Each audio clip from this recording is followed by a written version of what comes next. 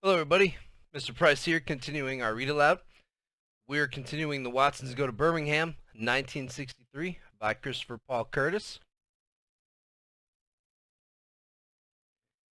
We were currently in the middle of Chapter 13, I Meet Winnie's Evil Twin Brother, the Whirlpoo, and we left off with Kenny having separated from Joey and Byron and heading to a place he'd been told not to go, Collier's Landing. And specifically,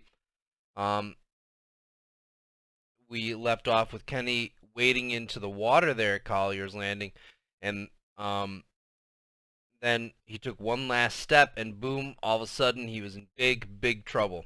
So we will continue right from there. The rocky ground under my feet started sliding away from the shore. I didn't get nervous because I knew that I could flap my arms like the turtle and get back to the dirt. I looked up and saw the shore was still real close. I flapped my arms and nothing happened. I stayed in the same spot. Then the rocks under my feet were gone and I was kicking in water. With the tips of my toes I could still brush some of the rocks, but they were all slipping and sliding away from the shore. I pushed away to try to swim back, and my head bobbed under the water. All the sound and light from Alabama disappeared because my eyes automatically shut, and it seemed like my ears were stuffed with cotton.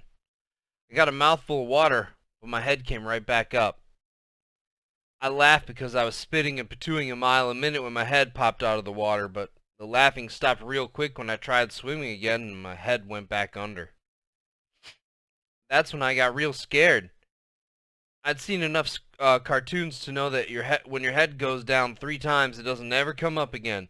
I knew if I went down one more time, I was dead as a donut.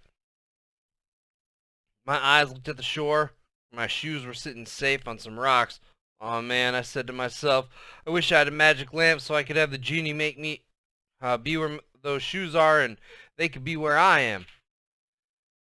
That was the last thing I thought about before I found out that Grandma Sands and Byron and Joe Collier weren't lying at all. That was the last thing I thought about before I found out that the Whirlpoo was real, big and mean and horrible, and that he didn't care at all about dragging kids into the water.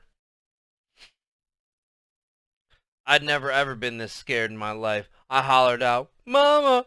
My arms were punching the water like it was a person, and my legs were going a mile a minute to try to kick back to the shore.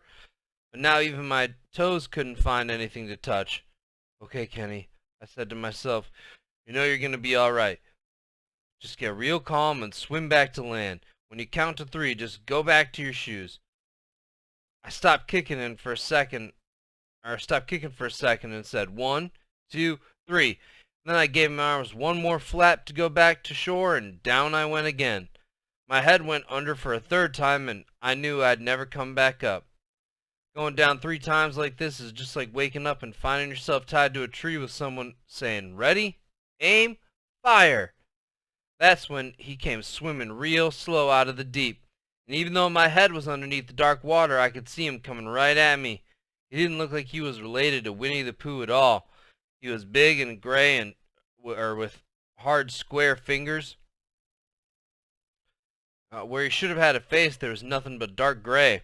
Where he should have had eyes, there was nothing but a darker, colder looking color. He grabbed my leg and started pulling me down. I kicked and scratched at him, but he was just too strong. It seemed like he didn't even feel my punches. My head felt like it was going to explode. I didn't think I could hold my breath for another second. I was feeling real scared and dizzy from holding my breath this long.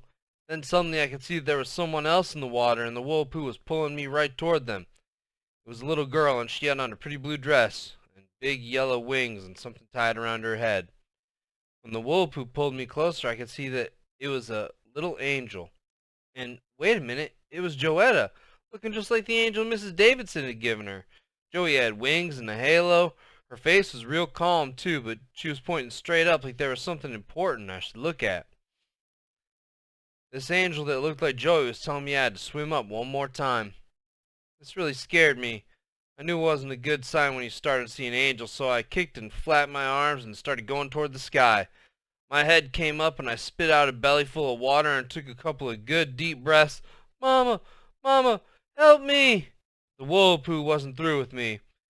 I felt his hard hand go around my ankle, and I went down for the fourth time. I got pulled a little further and saw someone else in the water with me, kicking up a ton of dirt and scratching at the water like they were crazy. Byron. Man, Whirlpool's gonna let me see all my family one more time before I go. Byron tried grabbing at me, but the Whirlpool was pulling me away too fast. I saw By's legs swim back up towards the sky.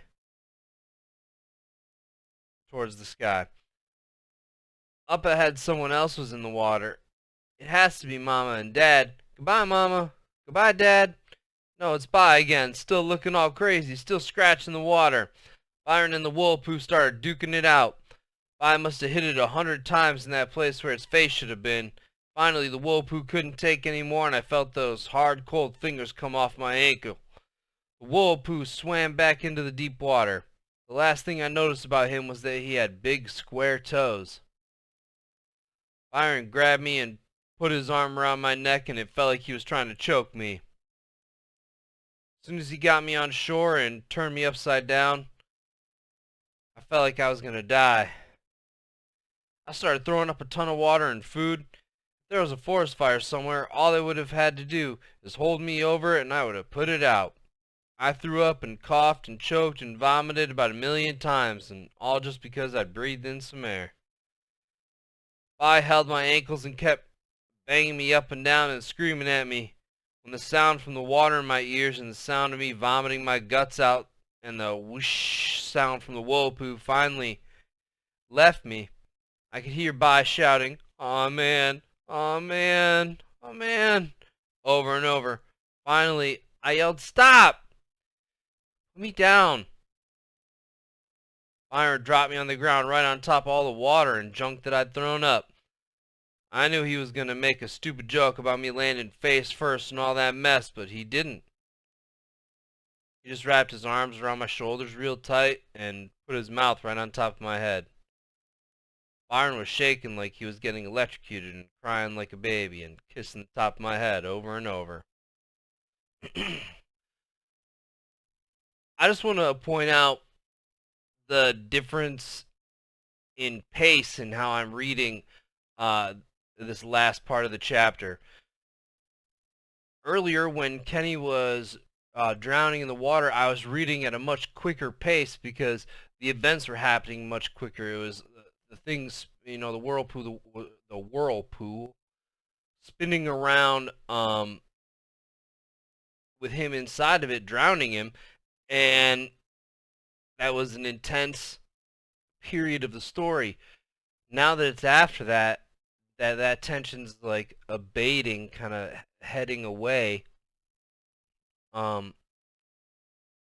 We've got, you know, this scene with Byron, and the pace changes. I'm reading a little bit slower. So think about that when you're reading stories.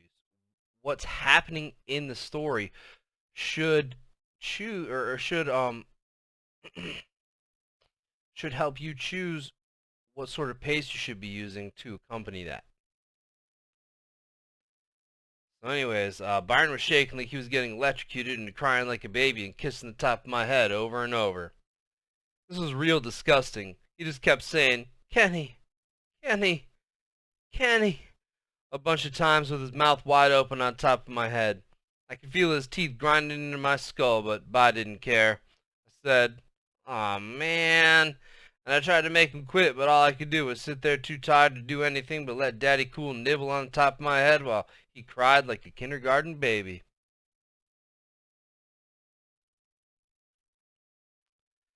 And that's the end of the chapter, my friends. We're going to go ahead and stop right there. Next time, we'll pick up with chapter 14. Every bird and bug in Birmingham stops and wonders. Find out what happens. I will talk to you then. You guys have a great day. Please remember to complete your exit ticket. Talk to you soon. Bye.